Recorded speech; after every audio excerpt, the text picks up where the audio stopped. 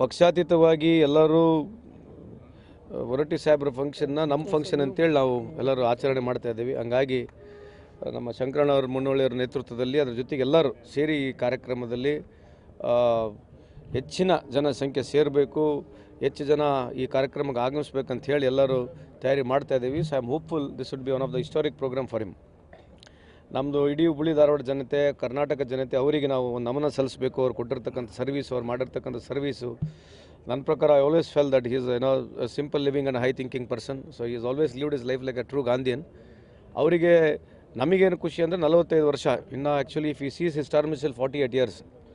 So before to that we wanted to celebrate this 45th year in a very grand way. So ಅದಕ್ಕೆ ನಾವೆಲ್ಲರೂ ಉತ್ಸುಕರಾಗಿದ್ದೀವಿ. ಆಮೇಲೆ ಇದು ಒಂದು ಕಾರ್ಯಕ್ರಮ, ಒಂದು ಐತಿಹಾಸಿಕ ಕಾರ್ಯಕ್ರಮ ಆಗುತ್ತೆ ಅಂತ ನಾನು ಹೇಳಲಿಕ್ಕೆ ಇಚ್ಛೆ ಬಯಸ್ತೇನೆ. ಎಕ್ಸ್ಪೆಕ್ಟೇಷನ್ ಎಷ್ಟಿದೆ ಸರ್?